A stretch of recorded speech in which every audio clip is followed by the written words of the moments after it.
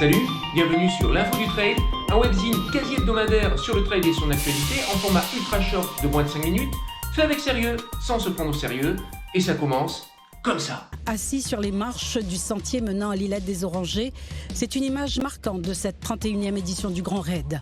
En début d'après-midi, on voit le quadruple vainqueur qui peine à avancer. Il souffre énormément de la chaleur. Alors, cette diagonale des fous et des folles 2023, qu'en est-il? Eh bien, je sais pas, car comme chaque année, je n'y étais pas. Rest in peace. Rest in peace. Rest in peace. Rest in peace. C'est pas que je veux pas, c'est que c'est très compliqué d'obtenir le divin sésame pour participer à cet ultra trail mythique. Je t'explique. Il y a 3000 places. Alors là, tu me dis 3000 places, c'est énorme. Oui, c'est énorme, mais attention, j'ai pas fini. Il y a 3000 places. Il y en a 1250 qui sont données, qui sont vendues, qui sont vendues au tirage au sort pour les locaux, c'est-à-dire pour les heureux habitants de la Réunion. Et puis après, il y a 1250 places pour les autres Français, ceux des départements d'outre-mer, ceux de la métropole, bon, les autres Français, quoi. Tout le monde n'a pas la chance d'être réunionnais. Ces 1250 places sont réparties de la manière suivante. Tout d'abord, 950 places qui sont vendues par le biais de package. Alors, qu'est-ce qu'un package? Eh bien, un package, c'est un lot où tu achètes le dossard, tu achètes 3 nuitées et tu achètes un billet d'avion aller et retour uniquement si tu survis au Grand Raid. Sinon, c'est pas la peine. Si tu as prévu de ne pas survivre au Grand Raid, ne prends pas le retour. C'est de l'argent foutu en l'air.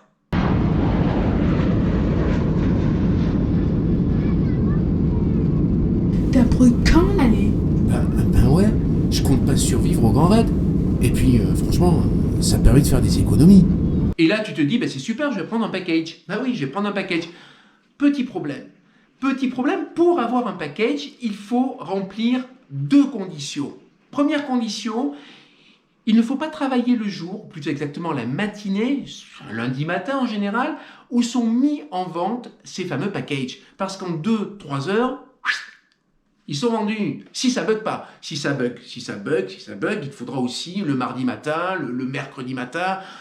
Bon, grosso modo, je te conseille de prendre une semaine de vacances. Voilà, tu prends une semaine de vacances, si tu veux poser une semaine de vacances pour essayer d'avoir un package.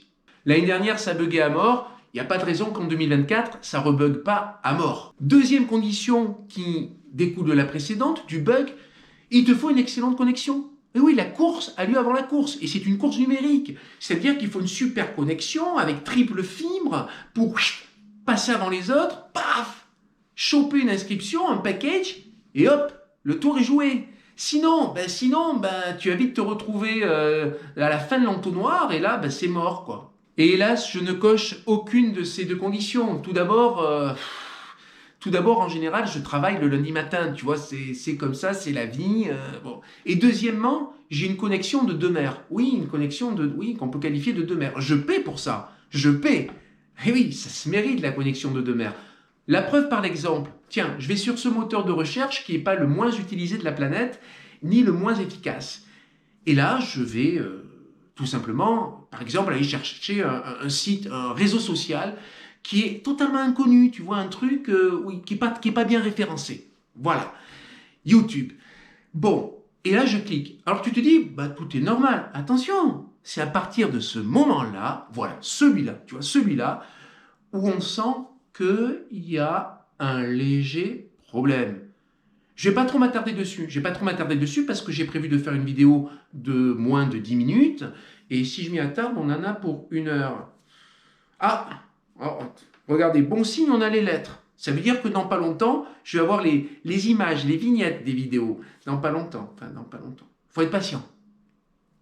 Tu comprends bien que dans ces conditions, j'ai aucune chance d'arriver à choper un package. Mais, et c'est là où c'est bien fait, tout espoir n'est pas perdu.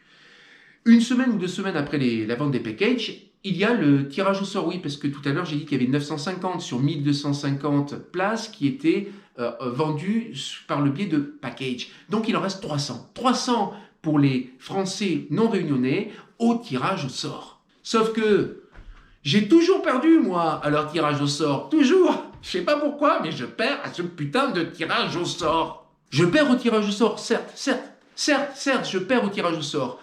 Mais je gagne quand même 2500 à 3000 euros non dépensés. Chaque année, en n'allant pas au Grand Raid, je gagne 2500 à 3000 euros. C'est incroyable. Il faut toujours voir les choses du côté positif. Toujours. Oui, d'accord, oui. Certains sont en train de me dire, là, tu as parlé de 2500 places, donc il en reste 500. Qu'en est-il des 500 qui restent? Je vais vous l'expliquer, c'est très simple. Sachez qu'il y a pire que de ne pas être un heureux habitant de la Réunion. Sachez qu'il y a pire de manière générale, de ne pas être français. Que ça soit de la Réunion, de Tahiti, ou, je sais pas moi, de Vesoul. Il y a ne pas être français. Eh oui, parce que si t'es pas français, il y a 250 places au tirage au sort pour le reste de la planète. Ça fait pas beaucoup. Et puis il reste 250 places. 250 places magiques. Pourquoi magiques? Parce qu'elles sont réservées aux partenaires du Grand Raid. Alors, je lance un appel solennel à l'organisation du Grand Raid qui ne verra jamais cette vidéo, mais l'espoir fait vivre. Bonjour, je suis gentil, je veux être votre copain, votre ami, votre frère de sang. Je suis prêt à être partenaire du Grand Raid. À bon entendeur, salut.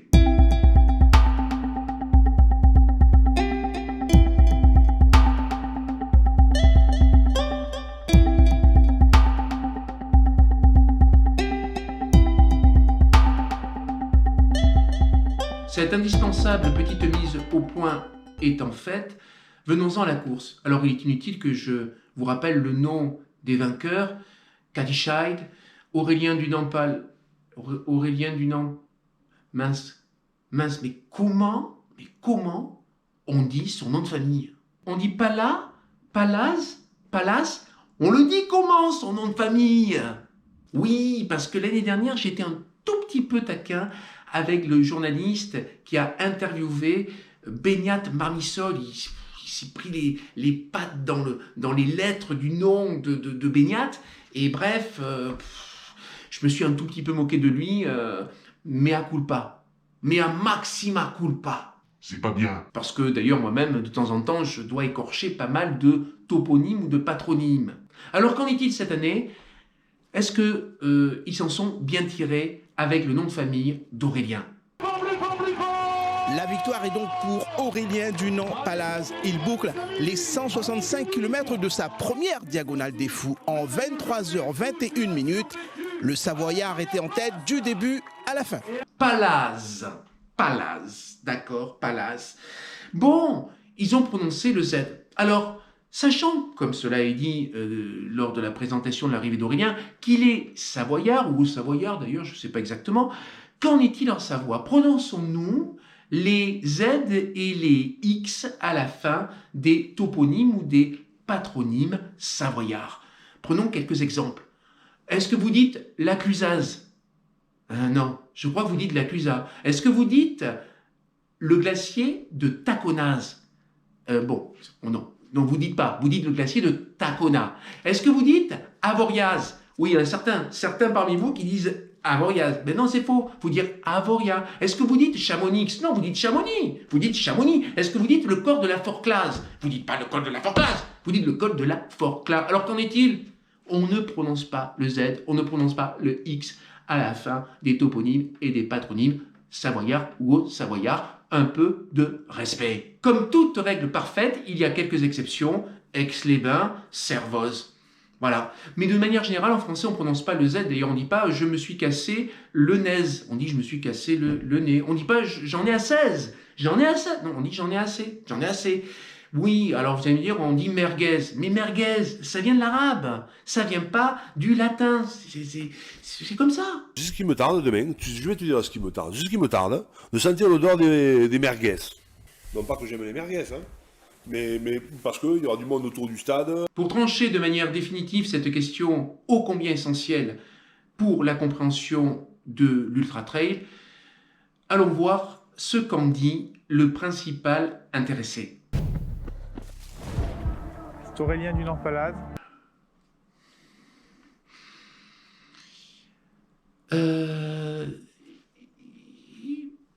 j'ai pas très bien entendu la fin. Est-ce qu'il a dit pas là?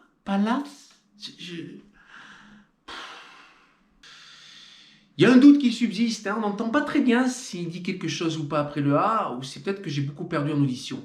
Mais il nous reste le Joker. Alors c'est quoi le Joker? Le Joker, c'est qu'Aurélien, il n'a pas gagné que la Diag cette année. Il a aussi gagné, vous le savez, la Hard Rock 100. Alors, allons voir comment nos amis américains prononcent le nom de famille de notre héros ultra-trailer national.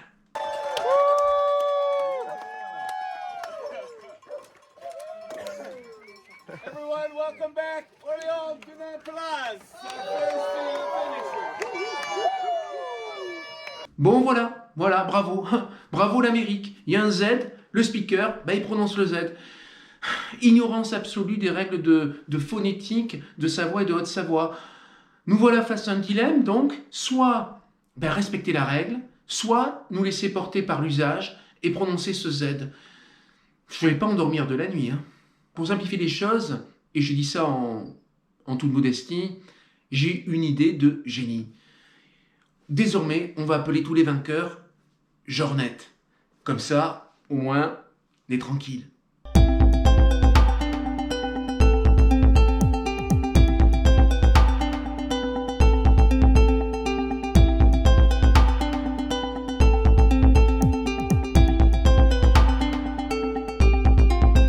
Mais le grand vainqueur de cette édition 2023 de la Diagonale des Fous, ça vous a pas échappé, c'est pas le premier, c'est pas le deuxième, c'est pas le troisième, c'est pas le quatrième, c'est pas le cinquième, c'est pas le sixième, c'est pas le septième, c'est le huitième, c'est François Daen. Pourquoi? Eh bien tout d'abord parce qu'il revient de blessure et que malgré tout, il n'est pas venu faire de la figuration sur le Grand Raid. Il est venu pour le gagner. Et assez vite dans la course, il a senti que ça n'allait pas. Il a sans doute été victime d'une déshydratation, parce qu'il a fait très chaud sur cette édition du Grand Raid. Et malgré tout, contrairement à ce que font d'habitude les grands champions, les pros, pour pas risquer de se faire mal, pour pas entamer leur chance sur de futures courses, ils décident tout simplement d'abandonner. Et François Daen est allé, malgré tout, jusqu'au bout de l'épreuve, en sachant très bien qu'il ne pourrait pas rivaliser avec les meilleurs. Kylian Jornet aussi, une année avait fait ça. Il était avec sa compagne et ça n'allait pas et il est allé au bout avec elle de cette aventure. C'est très classe. Je trouve ça très classe et je ne suis pas étonné qu'un gars comme François Daen le fasse, puisque je me souviens qu'en 2018, parce que François Daen a gagné quand même 4 fois la Diagonale, 4 fois, c'est pas rien, et je me souviens qu'en 2018, il a passé la ligne main dans la main avec Benoît Girondel. Les deux hommes se sont mis d'accord pour faire premier ex-aequo, ce qui est rare, c'est rare, ça se partage difficilement, rarement une première place. Dans le monde du sport, il n'y a pas beaucoup d'exemples de ce genre de partage. Et voilà, main dans la main, ils franchissent la ligne d'arrivée.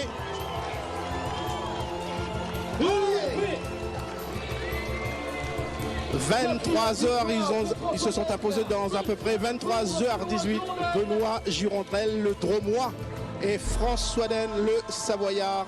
Comme dans tout malheur, il y a du bon, ce coup de chaud dont a été victime François Daen m'inspire un prochain numéro de l'Info du Trail. Une Info du Trail qui sera consacrée aux dangers auxquels l'ultra-trailer fait face, dangers qui sont souvent les principales raisons d'un abandon. Sur ce, il ne me reste plus qu'à vous souhaiter une excellente continuation. Ciao!